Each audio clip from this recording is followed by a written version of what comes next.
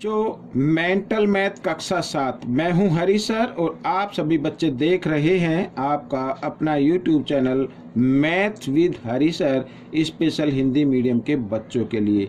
आइए करते हैं नेक्स्ट पार्ट, अगला भाग करते हैं और इस पार्ट में हम करने वाले हैं अध्याय 1 पूर्णांक। पूर्णांक का प्रश्न नंबर 11 से लेके प्रश्न नंबर 20 तक हम करने वाले हैं। आइए करना शुरू करते हैं। तो बच्चों बहुत ही ज़्यादा इम्पोर्टेंट है, आप प्रैक्टिस कीजिए अभी से। आइए क्या कहता है प्रश्न, ये देखो। सबसे पहले ये रहा प्रश्न नंबर 1, बहुत ही आसान है। आसान तरीके से मैं बताऊंगा, आपको सिर्फ प्रैक्टिस करनी है ज़्यादा से ज़्यादा। देखो, दो पूर्णांक ज्ञात कीजिए जिनका अंतर 6 है और योग क्या है, घटा 18 है। ठीक है, दो पूर्णांक हमें ज्ञात करने हैं जिनका अंतर क्या है 6 और योग क्या है, घटा 18 है। ठीक है, तो इसमें एक संख्या बड़ी होगी। एक तो शॉर्ट ट्रिक से अगर आप करना चाहे तो कर सकते हैं, अदरवाइज आप ले लीजिए माना पहली संख्या x, दूसरी संख्या y। ठीक है, अब प्रश्नानुसार क्या लिखा है, अंतर कितना है बच्चों, अंतर है 6, यानी x घटा y बराबर कितना आना चाहिए, 6 आना चाहिए। बाद में लिखा योग कितना है, यानी इन दोनों को जमा कर दे तो कितना आना चाहिए, घटा 18 आना चाहिए, इस तरीके से। ठीक है, और ये देखो घटा जमा घटा, ये तो कैंसिल हो गए, 1x और 1x 2x, और यहाँ पर घटा जमा घटा, फिर 18 में 6 घटा देंगे तो 12 आ जाएगा। बड़े नंबर के सामने घटा का निशान है, घटा का आएगा, तो 2 एकम 2 और 2 छिक 12, यानी x का मान कितना आ गया, घटा 6 आ गया। अब ये तो आ गई पहली संख्या, क्या आ गई, पहली संख्या आ गई 6। अब दूसरी संख्या ज्ञात करने के लिए इस x का मान इस समीकरण में रख दो या इसमें रख दो। आइए रखते हैं, पहले समीकरण में रखते हैं, पहला हो गया, ये दूसरा हो गया। ठीक है, x का मान यहाँ पर लिख लेते हैं, x का मान समीकरण 1 में रखने पर,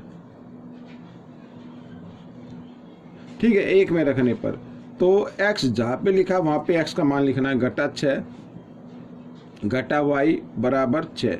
ये घटा 6 है, इधर आकर ये जमा 6 हो जाएगा, 6 जमा 6 कितना होता है, 12 होता है। यहाँ पर ये घटा का निशान, ठीक है, इधर कर लेते हैं, तो y बराबर यहाँ पर ये 12 है, y घटा का निशान है ना इधर, तो इधर लगा देंगे उसको, तो वो हो जाएगा घटा का। ठीक है, तो बच्चों यहाँ पर कौन कौन सी संख्या आ गई, एक तो आ गई 6 और एक घटा 6, एक आ गई घटा 12। ठीक है, इस तरीके से प्रश्न आपका हल हो गया। प्रश्न नंबर 12 क्या कहता है, बहुत ही आसान है। आपको क्या करना है, देखो बच्चों, यहाँ पर 1 घटा 2 जमा 3 घटा 4।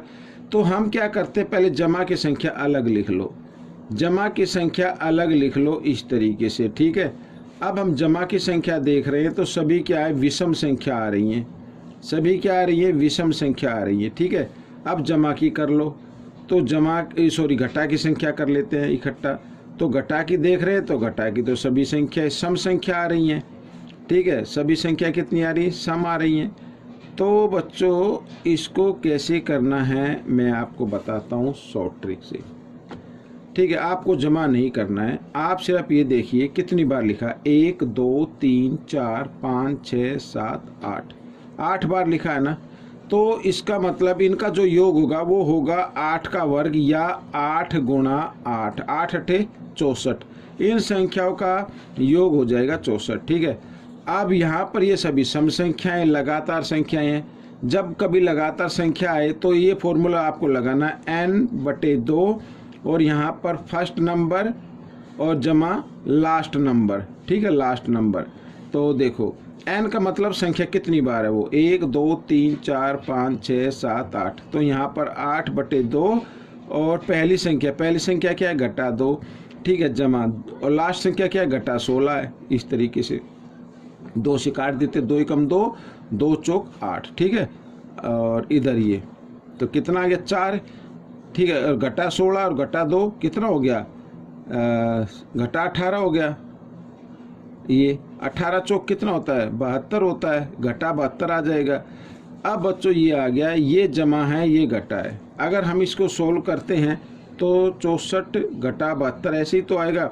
घटा जमा घटा, 72 में से 64 घटाएंगे तो आ जाएगा 8, और बड़े नंबर के सामने घटा का इसलिए घटा का आ जाएगा। ये हो गया आपका।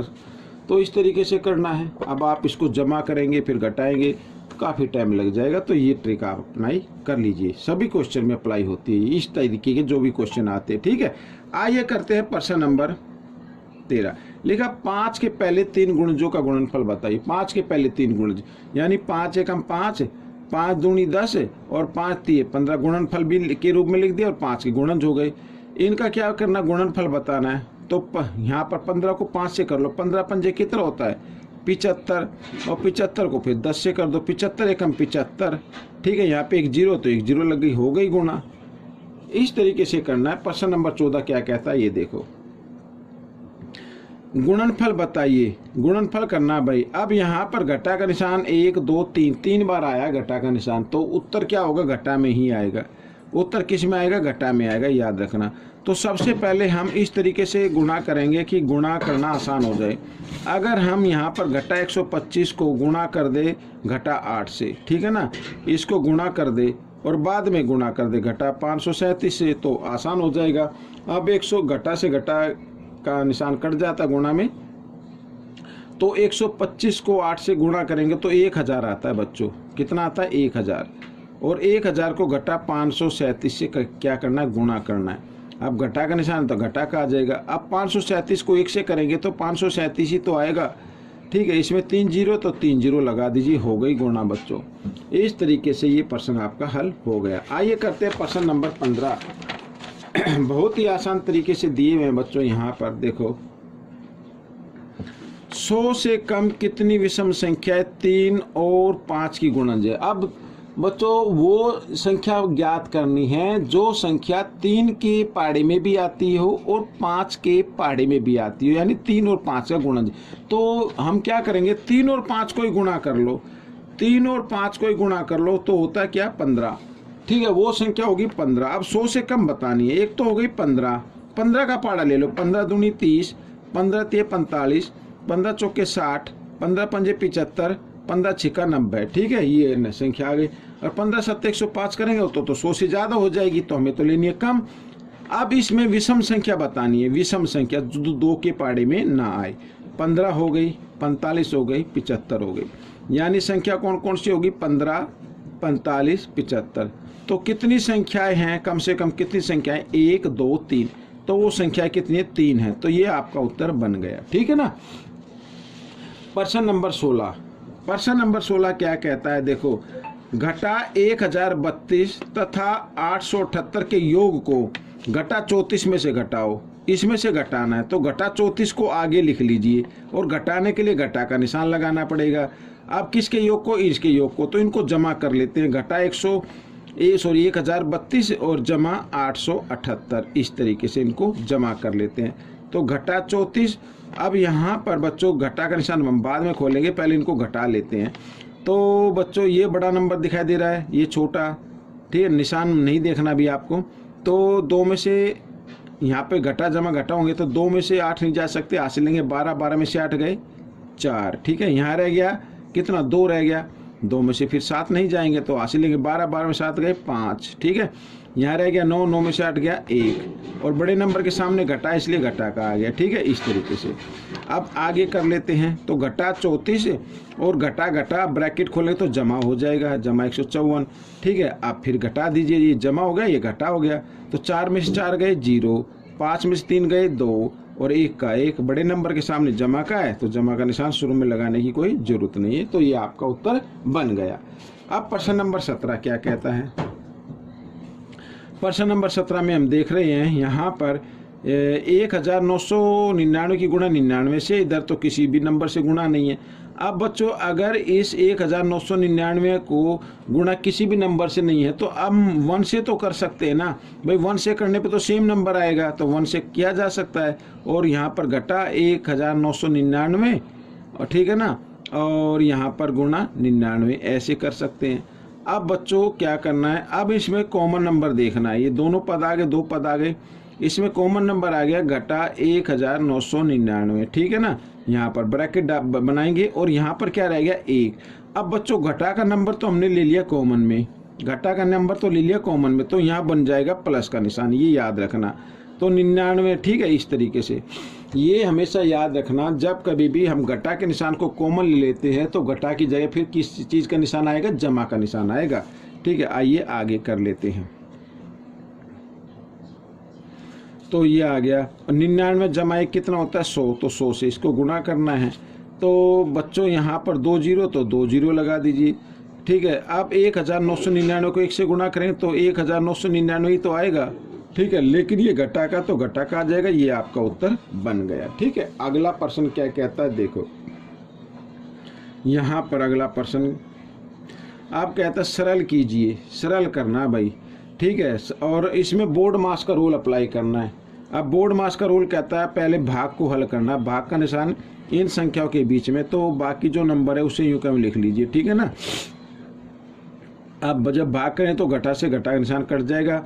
12 को भाग करना 4 से, 4 का पाड़ा लेना, 4 तिया 12, ये आ गया, ठीक है। इधर ही इनको भी कर लेते साथ, अब भाग तो हल हो गया, फिर गुणा भी कर लेते हैं। गुणा में भी घटा से घटा का निशान कट जाता है, 3 तिया 9 जमा 9 आ गया। अब देखो बच्चों ये जमा ये घटा, घटा जमा घटा हो गए, तो 9 बच गया, 9 आपका आंसर बन गया, ठीक है ना। ये प्रश्न नंबर 19 प्रश्न नंबर 19 क्या कहता है देखो, यहाँ पे बोर्ड मास का रूल अप्लाई करना। बोर्ड मास का रूल कहता है भाई बी में ब्रैकेट होता है, ब्रैकेट को सोल्व करना, स्मॉल ब्रैकेट को सबसे पहले, और स्मॉल ब्रैकेट में भी जब ये जिस संख्या के ऊपर बार का निशान होता है उसको हल करते हैं, ठीक है ना। अब उससे पहले जो संख्या लिखी है उसे आप यूं में लिखेंगे 32 घटा और ये 32, ठीक है। ये घटा का निशान, अब बच्चों ये बार का निशान है, ये अब घटा के निशान के ऊपर तो है नहीं, ये जमा है, ये जमा घटा ये तो कैंसिल हो गया, यहाँ पर क्या आ जाएगा 0 आ जाएगा, इस तरीके से, ठीक है ना।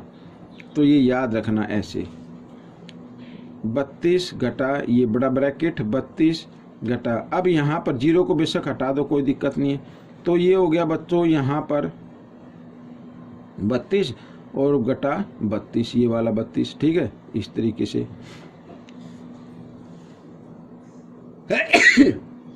तो देखो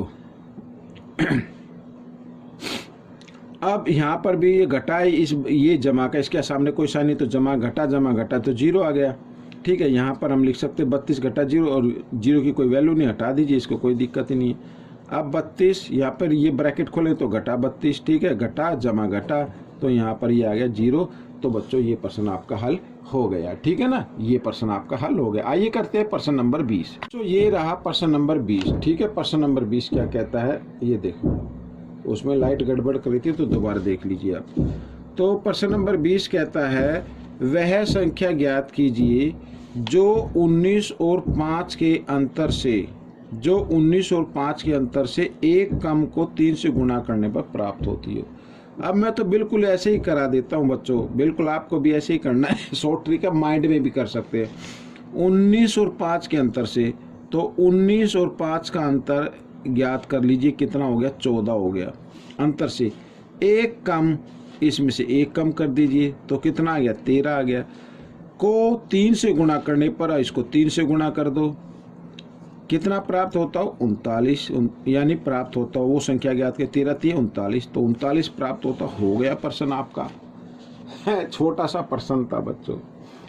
तो आप सिर्फ क्या करना है, प्रैक्टिस करनी है, ज़्यादा से